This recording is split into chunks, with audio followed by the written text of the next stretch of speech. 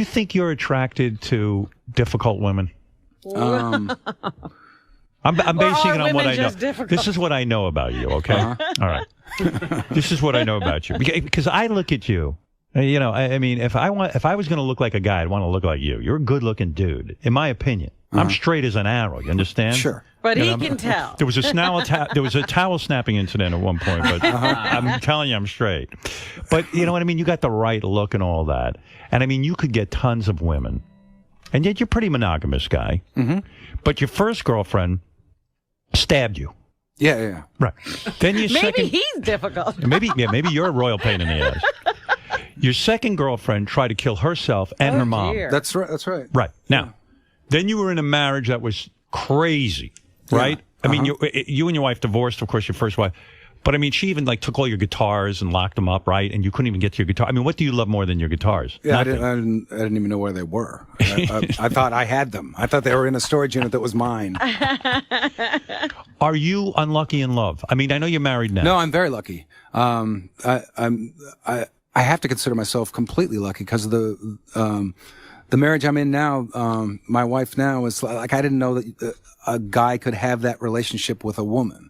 That kind of, I went from being very sort of always tucked away. I'd maybe hang out with my friends, but otherwise, even for years when I was married, I was alone most of the time. You think you were depressed? And, yeah, but I always sort of thought that came with the territory of like living in Seattle because it's dark and you know, I was kind of a drunk, and that ran in my family. And an OxyContin addict. You innovated that. You started that. People don't credit you with that. Before they were writing about it, right. Before anyone knew about it, I was in trouble with that. So I was doubling and tripling up on depressants. Aye. So I just sort of chalked it up to that. But then after a while, I kind of realized that, okay, part of it is also most of the relationships I have. And your present wife hasn't tried to stab you at all? No. They just don't have any knives. No. Right. No, she stands ready with a knife in case anyone bothers me, and she will stab them. That's kind of her.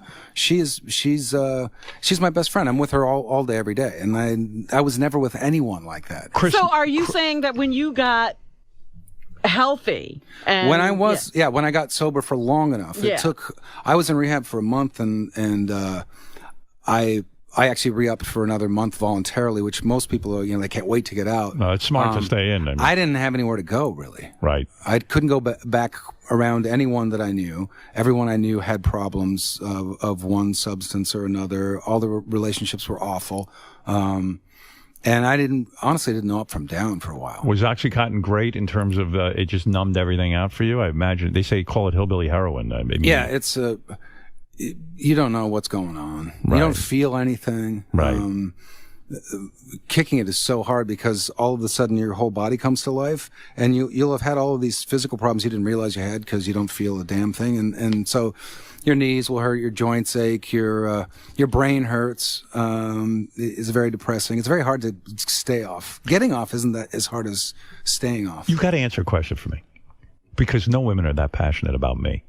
What is it like after someone stabbed? Where were you stabbed by your first girlfriend? How old were you at the time? I was stabbed through the hand. I was 16. Right. Ooh. And so she obviously, what was it? Because she loved you so much and she felt she was losing you? I don't even remember. We were in a kitchen. Nothing really particularly crazy was going on. All of a sudden she's holding a knife and she kind of comes at me and starts going at me, trying to stab me with a knife. So I put my hand out and she put it right through my hand.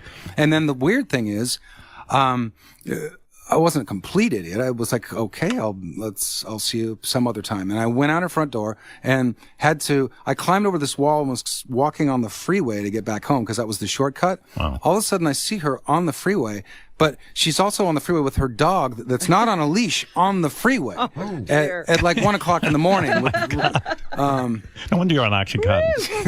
It's crazy.